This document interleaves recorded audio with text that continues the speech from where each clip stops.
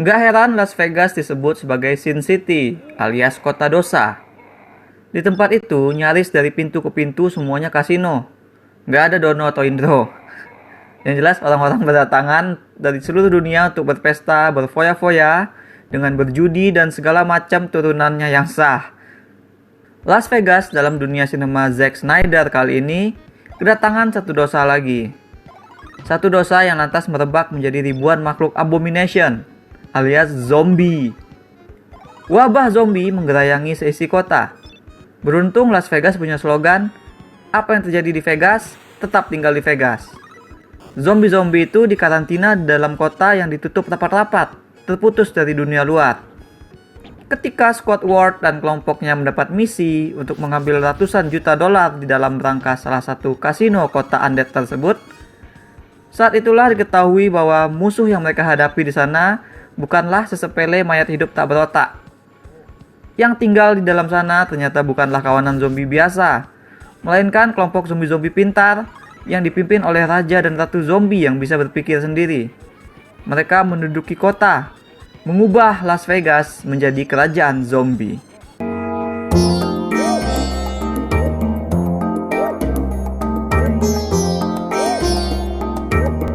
Para zombie itulah hal paling menarik yang ditawarkan oleh film.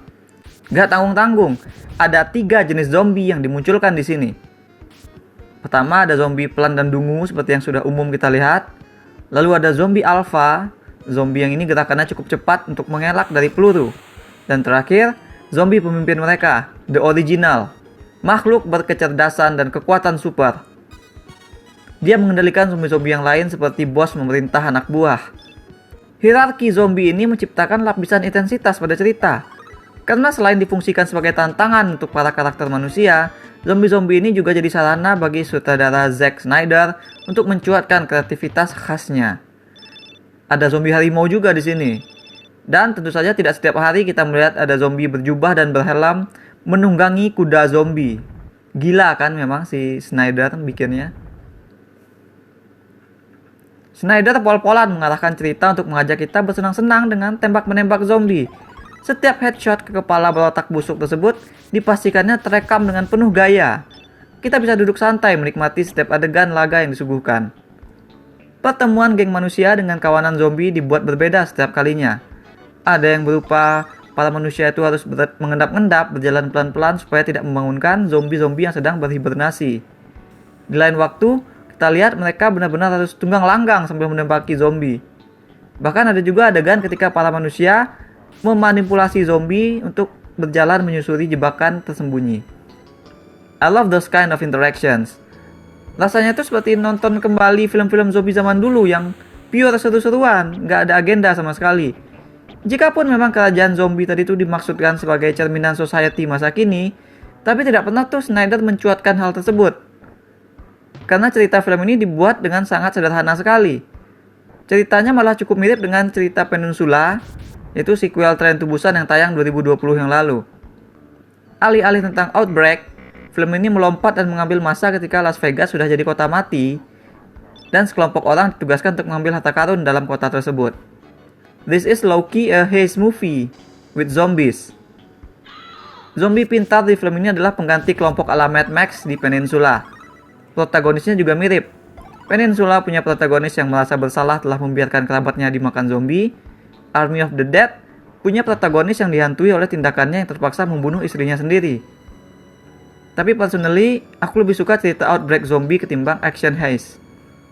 Untungnya film Army of the Dead ini actually menceritakan kejadian awal kenapa bisa Las Vegas terkena wabah zombie lewat montase sebagai opening credit.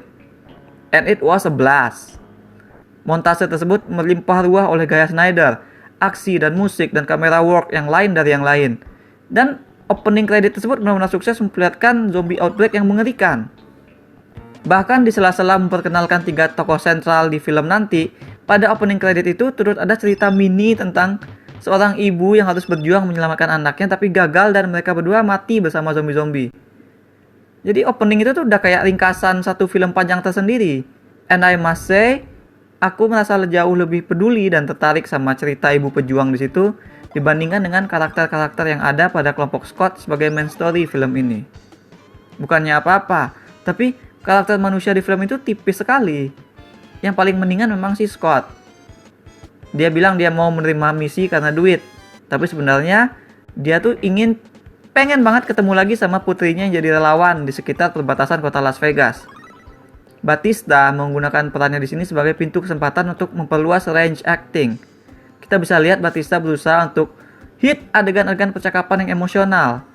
Tapi dengan stake yang diberikan kepada karakternya, kita tidak benar-benar bisa merasa peduli kepadanya.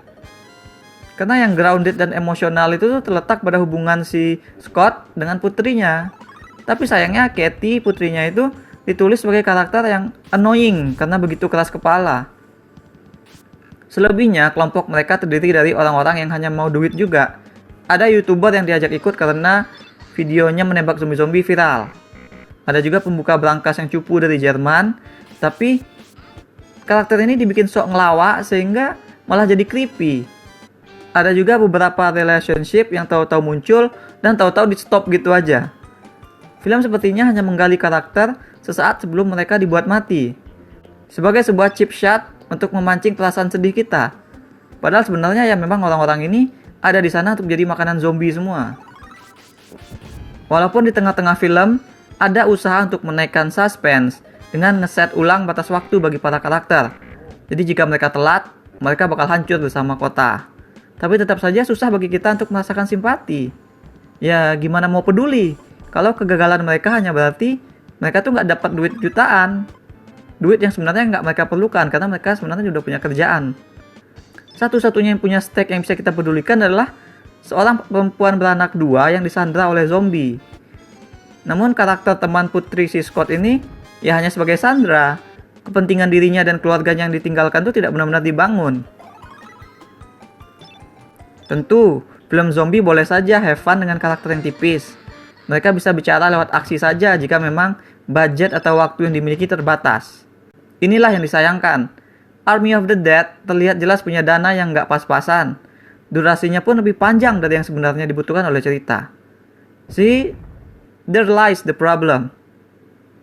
Ketika Snyder merilis Justice League versi dirinya, kita bisa maklum durasi film tersebut mencapai 4 jam. Karena kita paham ceritanya butuh ruang yang banyak supaya masing-masing superhero dapat termuat dengan memadai. Kita kan udah ngelihat gimana cerita tersebut tidak bisa bekerja efektif jika waktunya hanya 2 jam. Nah di film Army of the Dead ini kasusnya beda. Durasi nyaris 2,5 jam itu tidak terasa benar-benar diperlukan. Karena Snyder tuh tidak berniat untuk mengembangkan karakter-karakter yang dia miliki. Begitupun soal aksi. Ternyata tidak selalu ada aksi di layar. Malah kadang-kadang temponya diperlambat dengan percakapan yang nggak perlu gitu. Snyder di sini tampak memakai durasi bercerita yang panjang, bukan karena dia butuh, tapi hanya karena dia bisa. Padahal kita bisa lihat sendirilah saat menonton, betapa tidak efektifnya tempo dan ritme adegan per adegan yang kita saksikan. Banyak bagian yang tampaknya tuh nggak penting-penting amat, yang jika dibuang pun tidak mengganggu cerita. Misalnya soal teman salah satu anggota kelompok yang diajak, tapi kemudian dia pulang lagi karena takut sama zombie. Apa pentingnya adegan tersebut sampai harus masuk kan? Karakter yang pulang tadi itu bahkan nggak benar-benar muncul lagi hingga akhir cerita. Benar-benar habis di awal tadi. Actually, sepanjang durasi, film akan banyak melakukan hal seperti begini. Hal-hal seolah dia nge-build up sesuatu interaksi dari karakter, tapi ternyata tidak ada payoff sama sekali. Semua karakter mereka itu berjalan sesuai dengan blueprint tipikal karakter manusia dalam film zombie yang sudah kita hafal di luar kepala. Kalian yang sudah sering nonton film zombie pasti kenal sama tipe-tipe karakter yang sering muncul. Menurut kalian, kenapa film-film zombie selalu berisi karakter-karakter tipikal semacam itu? Jika kalian ada di dunia film zombie, kira-kira kalian masuk tipe karakter yang mana? Share with us in the comments ya. Kembali ke film, hal terakhir yang juga menggangguku adalah soal treatment gambar yang dilakukan oleh kamera Snyder. Sebenarnya ini lebih soal selera sih, karena mungkin memang diniatkan untuk estetik. Jadi si Snyder ini ngerekam gambar sengaja digeser dari fokusnya. Gini, seringkali frame-frame di film ini tuh gambarnya hanya fokus di sekitar tengah layar, sementara sekitarannya buram. Menonton film ini tuh aku sambil mengejap-ngejapkan mata. Kupikir minus mataku nambah. Kupikir kacamataku udah gak cocok lagi. Karena mirip seperti gambar film inilah penglihatanku kalau lagi gak pakai kacamata.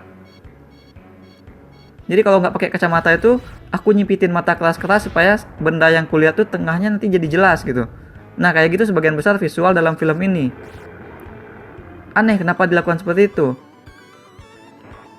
Beberapa penonton nggak akan masalah sama ini karena, hey, ini kan buatan Snyder. Gaya-gaya kayak gitu tuh cocok dengan konteks siapa dirinya dan bagaimana ciri khas karya-karyanya sebelum ini. Selalu out of the box. Lagi pula mungkin memang benar kata Hideo Kojima bahwa Snyder sedang mengubah kepala kita menjadi zombie. Dan itu dimulai Snyder dari penglihatan kita. Untuk menyimpulkan, nggak setiap hari kita dapat film zombie yang sangat stylish, penuh aksi kejar-kejaran dan tembak-tembakan yang seru. Walaupun dari segi cerita film ini nggak menawarkan apa-apa yang baru, tapi dari segi konsep dan world building, film ini sukses bikin kita tertarik dengan experience baru, yakni ada zombie yang super kuat dan bisa berpikir sendiri seperti manusia. Malahan memang film ini tampak sekalian ngebangun sequel dan ngetis kita akan dunia dan lore yang lebih luas lagi untuk kedepannya. Aku enjoy sekali nonton ini terutama di bagian kredit pembuka, dan aku tetap ya kinda enjoy lah sampai akhir, padahal ada banyak elemen yang dimiliki film yang membuatku nggak serak. Semua yang terlalu standar di sini membuat kita teralihkan dari thrill yang ditawarkan oleh film. Tapi film ini sendiri persis seperti kota Las Vegas. Penuh dosa, tapi aku nggak akan mikir dua kali untuk mengunjunginya kembali.